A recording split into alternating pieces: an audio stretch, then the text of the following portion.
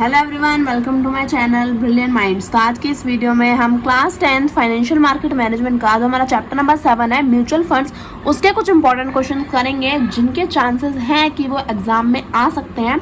तो जो हमारा चैप्टर नंबर 6 था डिपॉजिटरी, वो मैंने आपको उसके क्वेश्चंस मैंने आपको प्रोवाइड कर दिए थे। आई होप आपने वो चैप्टर अच्छे से देख लिया होगा, उसके क्वेश्चन समझ लिए होंगे कि किस टाइप के आ सकते हैं। मैं ये नहीं कह रही कि वही क्वेश्चंस आएंगे, मैंने कहा कि वो इंपॉर्टेंट क्वेश्चंस हैं, उस टाइप के क्वेश्चंस आ सकते हैं। तो ऐसे ही हमारा चैप्टर नंबर 7 में मैंने कुछ इंपॉर्टेंट क्वेश्चंस निकाले हैं, उनके आंसर भी मैं आपको साथ साथ प्रोवाइड करती हूँ कि आप उनसे पढ़ के समझ सकें कि इस चैप्टर मतलब इस क्वेश्चन में आपको डायरेक्ट मतलब प्रॉपरली एक आंसर क्या लिखना होगा। आप लोगों को ना एक काम देती हूँ मैं, ठीक है। आप लोगों को जाना है, यूट्यूब चैनल खोलना है मेरा वाला ब्रिलियंट माइंड, देखना है, उसको सब्सक्राइब करना है और जो बेल आइकन है उसे हिट करना है ताकि सारी नोटिफिकेशंस आपके पास आती रहे। तो जल्दी जाओ फटाफट से, किस लिए वेट कर रहे हो? अभी वीडियो स्टार्ट मैं कर दूंगी थोड़ी देर में, जाओ पहले सब्सक्राइब करो। कर दिया सब्सक्राइब? मैं तभी पढ़ाऊँगी, देख लेना। कर दिया ना? प्लीज़ कर देना, ठीक है। चलो आगे बढ़ते हैं। यहाँ क्या दिया है? Question number 1। सबसे अब हम अपने क्वेश्चन आंसर स्टार्ट करते हैं। क्वेश्चन नंबर 1 क्या दिया है? चलो क्वेश्चन नंबर 1 क्या है? What do you understand by mutual funds, elaborate. तो यानी कि म्यूचुअल फंड्स क्या होता है। अब हमारे चैप्टर का नाम ही म्यूचुअल फंड है। अब क्वेश्चन आ सकता है कि what is mutual fund, what do you understand by mutual fund, define mutual fund, या फिर explain what do you understand by mutual fund. तो किसी भी फॉर्म में क्वेश्चन आ सकता है, बस आपको समझना है कि म्यूचुअल फंड क्या है। तो म्यूचुअल फंड क्या है ये आपको पता होना चाहिए। हमारे चैप्टर 1 में था, अगर आपको प्रॉपर पता हो तो पूरी डेफिनेशन हमारे म्यूचुअल फंड की चैप्टर 1 में थी। अगर आप चेकआउट करना चाहो तो कर सकते हो। तो mutual fund are operated by an investment company which raises money from the public and invest in a group of assets in accordance with a stated set of objective. It is a substitute for those who are unable to invest directly in equity or debt because of resources, time and knowledge constraint. अच्छा, तो यहाँ हमें क्या दिया है? यहाँ हमें दिया है कि म्यूचुअल फंड क्या है। म्यूचुअल फंड क्या है? म्यूचुअल फंड एक सिक्योरिटी है जिसमें हम अपना पैसा इन्वेस्ट करते हैं। तो अब सिर्फ इतना लिखने से काम नहीं चलेगा। अगर 3 नंबर या 4 नंबर में आ गया तो हमको लिखना पड़ेगा कि म्यूचुअल फंड क्या है। वो एक इन्वेस्टमेंट कंपनी की तरफ से क्या किया जाता है? ऑपरेट किया जाता है। यानी कि इन्वेस्टमेंट कंपनी होती है, प्रॉपर एक पूरी कंपनी होती है जो क्या करती है? म्यूचुअल फंड नाम की सिक्योरिटी को ऑपरेट करती है, चलाती है। तो वो इन्वेस्टमेंट कंपनी क्या करती है? म्यूचुअल फंड को ऑपरेट करती है। और ये इन्वेस्टमेंट कंपनी क्या करती है? लोगों से पैसा लेती है। अब ऐसा नहीं कि घर घर आके बोलेगी चंदा दे दो, नहीं। आपको क्या करना है? आपने अपना पैसा इन्वेस्ट कर दिया। फॉर एग्जाम्पल आपने 500 रुपये म्यूचुअल फंड में इन्वेस्ट करे, तो पूरे दिन में लाखों करोड़ों लोग इन्वेस्ट करते होंगे। तो पब्लिक ने क्या किया? पब्लिक ने पैसा इस इन्वेस्टमेंट कंपनी को दिया। किस फॉर्म में? म्यूचुअल फंड की फॉर्म में। तो पब्लिक ने पैसा लिया, मतलब पब्लिक ने पैसा दिया, तो इन्वेस्टमेंट कंपनी ने पब्लिक से क्या लिया? पैसे को पूल करा। और इस पैसे को अब धर के चाटेगी नहीं कंपनी। वो क्या करेगी? वो ग्रुप ऑफ असेट्स में इस पैसे को यूज करेगी, अलग अलग सिक्योरिटीज में इन्वेस्ट करेगी, ताकि जो है कंपनी का भी बेनिफिट हो और जो पब्लिक ने इन्वेस्ट किया उन्हें भी क्या मिले? रिटर्न मिले। तो अब देखो, हाँ, तो ये म्यूचुअल फंड किन के लिए ज़्यादा बेनिफिशियल है? म्यूचुअल फंड उन लोगों के लिए ज़्यादा बेनिफिशियल है जो लोग डायरेक्टली इन्वेस्ट नहीं कर सकते इक्विटीज़ में या फिर डेप्ट में। यानी कि जिन्हें इतनी नॉलेज नहीं है या फिर उन्हें पता नहीं है कि किस तरह से इक्विटी शेयर्स में इन्वेस्ट करते हैं, किस तरह से डेप्ट में करते हैं। तो जिनके पास रिसोर्सेज नहीं है, फिर रिसोर्सेज से उनके पास पैसा नहीं है, पैसे की कमी है, क्योंकि अब इक्विटी शेयर्स तो महंगे आते हैं, हज़ारों के आते हैं, है ना। तो अब जैसे किसी के पास उतना पैसा नहीं है तो वो म्यूचुअल फंड में क्या कर सकता है? 500 रुपये से भी अपनी स्टार्टिंग कर सकता है। तो अगर रिसोर्सेज नहीं है, टाइम नहीं है उतना उनके पास कि वो चेकआउट करते रहें कि कब बेनिफिट हो रहा है, कब नहीं हो रहा है, या फिर उन्हें नॉलेज नहीं है, तो वो म्यूचुअल फंड में इन्वेस्ट कर सकता है। क्वेश्चन नंबर 2 देख लेते हैं। थोड़ा सा मैं एक्सप्लेन भी कर देती हूँ। अगर आपको एक्सप्लेनेशन नहीं सुननी है तो वो आपकी मर्जी है, बट मैं एक्सप्लेन इसलिए कर देती हूँ ताकि आगे आपके लिए बेनिफिट रहे, ताकि अगर आप खुद से भी बनाना चाहो तो आप खुद से भी बना कर लिख लो, आपको रटने की जरूरत ना पड़े, है ना। वैसे मैंने चैप्टर्स में भी एक्सप्लेन किया है, वो भी प्लेलिस्ट को चेकआउट कर सकते हो। तो mutual fund is regulated by home. तो म्यूचुअल फंड को कौन रेगुलेट करता है? Mutual fund is regulated by SEBI, यानी कि security exchange board of India. अब जो क्वेश्चन मैं आपको दे रही हूँ ना, एक बार ये क्वेश्चन पढ़ो, बिना आंसर चेक किए एक बार अपने दिमाग में भी क्लिक करने की कोशिश करो कि आपको इन क्वेश्चन के आंसर आते हैं या नहीं। आते हैं तो बहुत अच्छी बात है, नहीं आते तो मैं तो आपको बता ही रही हूँ, आपको क्या करना है? याद कर लेना इन्हें, ठीक है। क्वेश्चन नंबर 3 दिया है, explain several benefits of investing in mutual fund. यानी कि म्यूचुअल फंड में जब हम इन्वेस्टिंग करते हैं तो उसके जो सेवरल बेनिफिट्स, जो अलग अलग बेनिफिट्स हैं, वो हमें यहाँ पे एक्सप्लेन करने हैं। तो small investment, professional fund and management, spreading risk, transparency, choice, regulations, ये क्या है? हमारे बेनिफिट्स हैं। अब इन बेनिफिट्स को मैंने क्या कर दिया? एक्सप्लेन कर दिया। तो ऐसे आपको पूरे आपके नंबर मिल जाएंगे अगर आप इस तरह से करते हो। तो स्मॉल इन्वेस्टमेंट मतलब क्या है? Can do investment at small level, यानी कि आप एक छोटे से लेवल पे भी इन्वेस्टमेंट कर सकते हो। फॉर एग्जांपल अगर आपके पास ज़्यादा पैसा नहीं है तो 500 रुपये से इन्वेस्टमेंट स्टार्ट कर दो, तो small investment. Professional fund management, हम क्या करते हैं, इन्वेस्टमेंट कंपनी को अपना पैसा दे देते हैं। तो अब हम लोगों ने पैसा नहीं लगाया, वो पैसा किसने लगाया, इन्वेस्टमेंट कंपनी ने लगाया। अब इन्वेस्टमेंट कंपनी में जो प्रोफेशनल, जो एक्सपर्ट लोग हैं ना, जो इस फील्ड में काम करते हैं, वो प्रोफेशनल लोग क्या करेंगे, हमारे फंड को मैनेज करेंगे। तो ये आप लिख सकते हैं। स्प्रेडिंग रिस्क मतलब invest in different stock leads to spreading risk, यानी कि हम अलग अलग स्टॉक में इन्वेस्ट करते हैं तो उसकी वजह से क्या होता है, उसकी वजह से हम क्या कर सकते हैं, जो रिस्क है उसे स्प्रेड कर सकते हैं। ट्रांसपेरेंसी यानी कि इन्वेस्टर को सारी इन्फॉर्मेशन होती है उसकी इन्वेस्टमेंट से रिलेटेड, कि कब कहाँ उसके पैसों को किस तरह से यूज़ किया जा रहा है, तो ट्रांसपेरेंसी पूरी प्रोवाइड की जाती है। आगे क्या दिया, चॉइस। अब म्यूचुअल फंड में वाइड वेराइटी ऑफ चॉइस क्या है, प्रोवाइड की जाती है, कि आपको बहुत सारे ऑप्शन दिए जाएंगे कि आप कौन से म्यूचुअल फंड में इन्वेस्ट करना चाहोगे, तो आपके पास बहुत ज़्यादा चॉइस भी होती है। रेगुलेशन मतलब mutual fund are regulated by SEBI, ये तो अभी हमने क्वेश्चन नंबर 2 में पढ़ा है। तो ये हमारा क्वेश्चन नंबर 3 भी यहाँ तक कंप्लीट हो गया। अब देखो NAV, what is net asset value, ये भी हम समझ लेते हैं। आई थिंक ये आधे बच्चों को समझ नहीं आया था, कैमरा थोड़ा सा हिल जाता है, बट इट्स ओके। देखो ये जिनको नहीं समझ में आया था मैं तो दोबारा समझा देती हूँ। What is net asset value, NAV. So net asset value of the fund is cumulative market value of the fund net of its liabilities. NAV का फॉर्मूला होता है value of share divided by number of unit issued, और example मैंने दे रखा है, जैसे for example 1, 10, 100, 1000, 1000, lakh. एक अब मैं सीधा आपको बताऊं तो नेव क्या है, हमारा जब म्यूचुअल फंड में जब इन्वेस्ट करते हैं ना, तो हमने डायरेक्टली क्या खरीदा, हमने कोई शेयर हमने डायरेक्टली नहीं खरीदा है, क्योंकि हमने म्यूचुअल फंड में एक इन्वेस्टमेंट कंपनी को पैसा दिया था।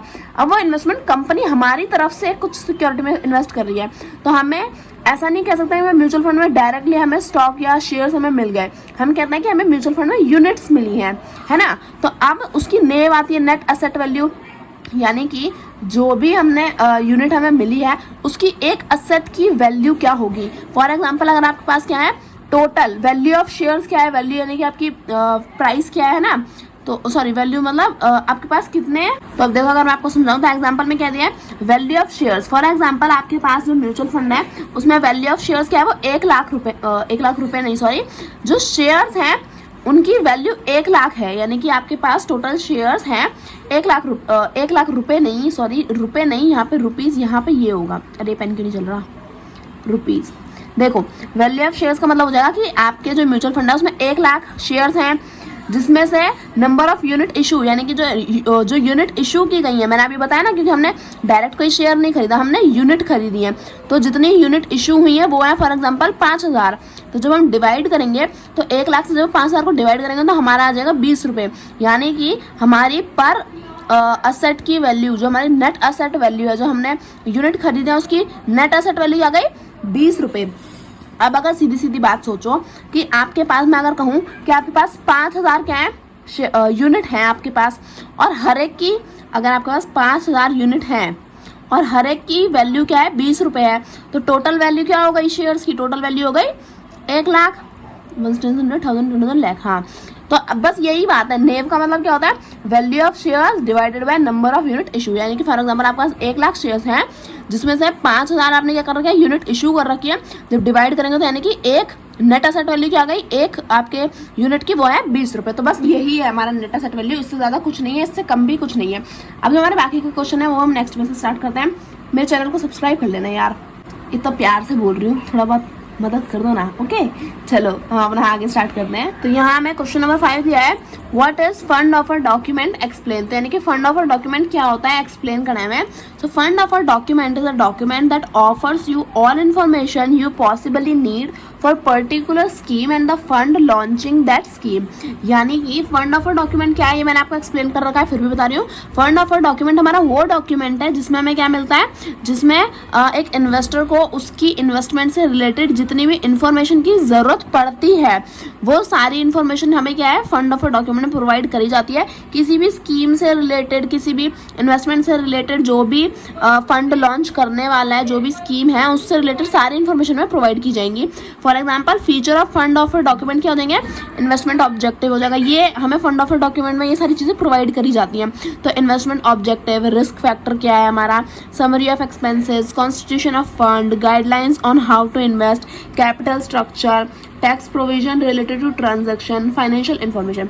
तो ये सारी चीज़ें हमें fund of a document provide करी जाती हैं। अब क्वेश्चन नंबर 6 देख लेते हैं।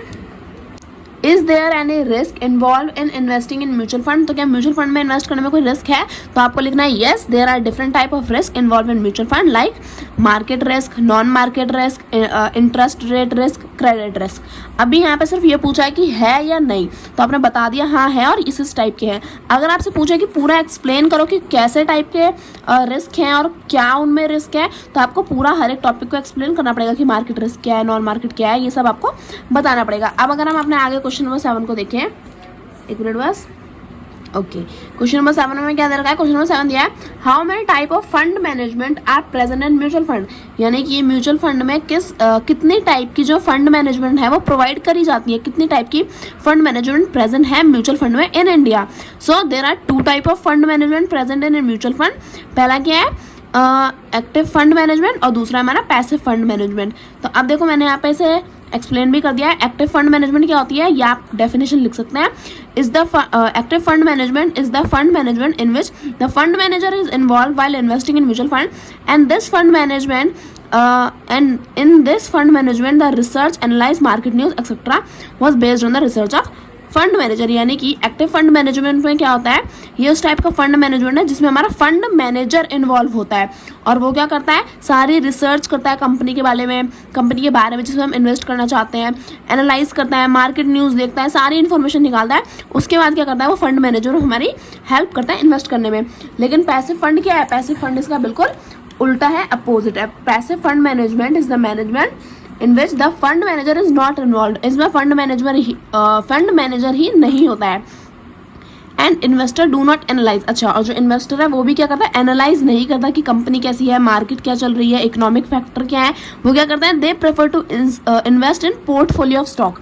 यानी कि जो पोर्टफोलियो आपको मिलते हैं ना स्टॉक्स के, वो डायरेक्ट उसे देख के उसमें इन्वेस्ट कर देते हैं। तो ये होता है एक्टिव फंड मैनेजमेंट, नहीं होता है पैसिव फंड मैनेजमेंट। अब अगर हम अपना आगे देखें क्वेश्चन नंबर 8। ओके, इस थोड़ा सा सरकालू से। Okay, name different type of mutual fund. तो म्यूचुअल फंड के जितने भी टाइप है हमारी बुक में वो आपको लिखने हैं।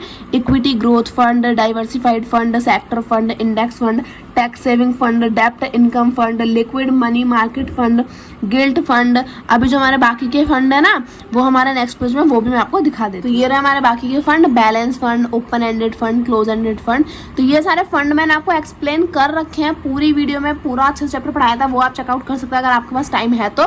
टाइम नहीं है तो आप ओवरव्यू देख सकते हैं, वन शॉट भी बनाया वो भी आप देख सकते हैं। और ऐसे अगर क्वेश्चन आ जाता है तो आप ये सब लिख भी सकते हैं। अगर वो आपको एक्सप्लेन करने के लिए बोलते हैं तो आपको ये सारे फंड के बारे में एक्सप्लेन भी करना पड़ेगा। अगर ज़्यादा से ज़्यादा 5 नंबर का आएगा तो आप कोई भी 5 फंड के बारे में आप एक्सप्लेन कर सकते हैं। अब क्वेश्चन नंबर 9 देखें तो क्या दिया है, ये थोड़ा सा आपको समझने लायक है। देखो, ये पूरा थ्योरी के बेसिस पे नहीं है, मतलब आपको थ्योरी से थोड़ा आइडिया लेना है, ऐसा क्वेश्चन है।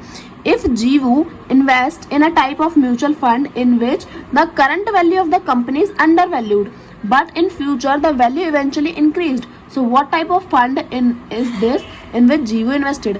यानी कि हमने पढ़ रखा है चैप्टर्स में कि अगर जीवू क्या करता है, जीवू जो है वो एक म्यूचुअल फंड की टाइप में इन्वेस्ट करता है, वो टाइप हमें बतानी है। और वो कैसी टाइप है कि जिसमें जो कंपनी की जो अभी जो प्रेजेंट वैल्यू है वो क्या अंडर वैल्यू है, वो इतना ज़्यादा ग्रो नहीं कर रही है कंपनी। लेकिन इन फ्यूचर जीवू को पता है कि इन फ्यूचर क्या होगा, जो वैल्यू है उस कंपनी की वो क्या हो जाएगी, इवेंचुअली इंक्रीज हो जाएगी। तो ये किस टाइप का जो म्यूचुअल फंड है जिसमें जीवू ने इन्वेस्ट किया है, तो अगर आपको पता है तो वेरी गुड, नहीं पता तो मैं बता रही हूँ। एक्टिव फंड मैनेजमेंट में जिसमें हमारा वैल्यू इन्वेस्टमेंट स्टाइल है ना, ये वो वाली इन्वेस्टमेंट टाइप है, ये वो वाला हमारा म्यूचुअल फंड का टाइप है। आपको पता होगा ना, एक्टिव फंड मैनेजमेंट में हमने पढ़ा था वैल्यू इन्वेस्टमेंट स्टाइल और ग्रोथ इन्वेस्टमेंट स्टाइल।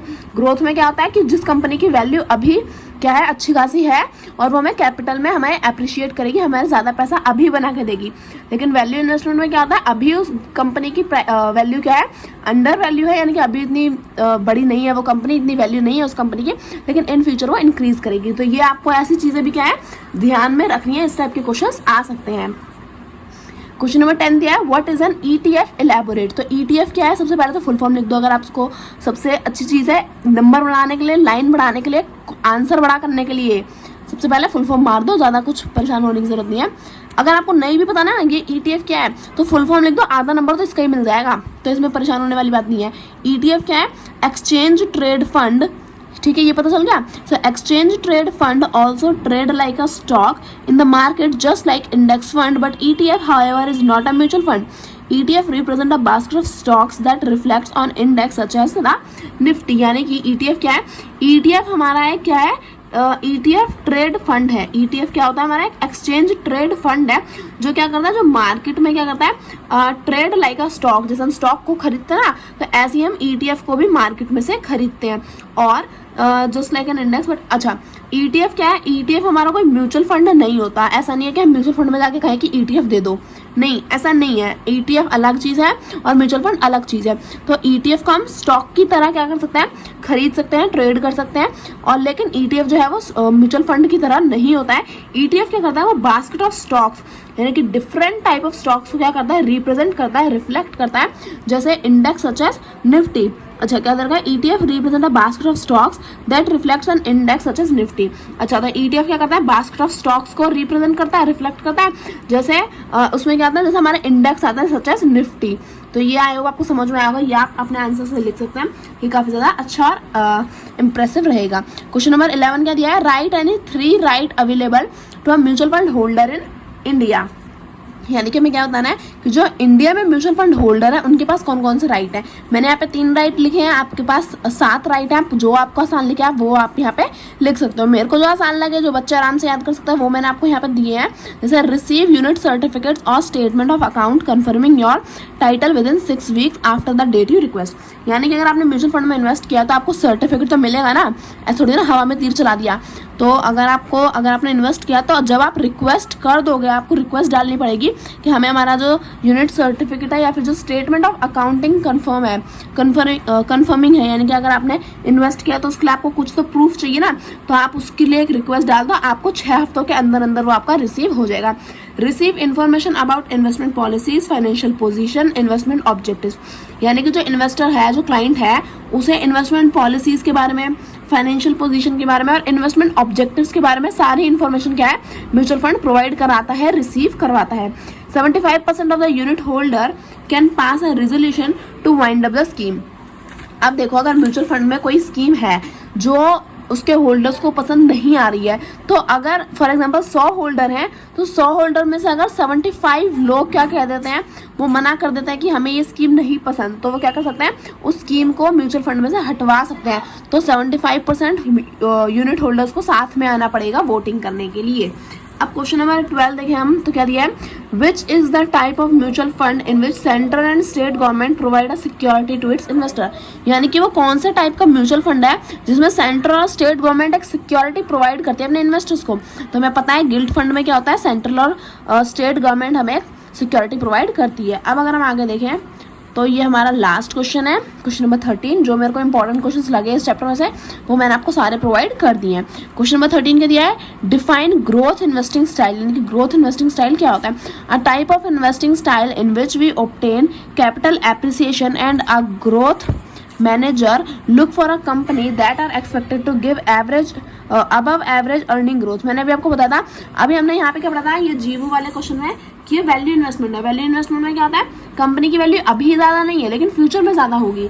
लेकिन यहाँ पे ग्रोथ फंड में क्या होता है, ग्रोथ फंड में इसका अपोजिट होता है। ग्रोथ फंड में क्या होता है, कंपनी की जो प्रेजेंट वैल्यू है वो क्या है, वो ज़्यादा होती है, और वो अपने जो इन्वेस्टर्स हैं, जो अपने क्लाइंट हैं, उन्हें भी क्या देता है, above average earning growth provide कराता है। तो ये हमारा ग्रोथ इन्वेस्टिंग स्टाइल है, ये आप यहाँ पे डेफिनेशन लिख सकते हैं।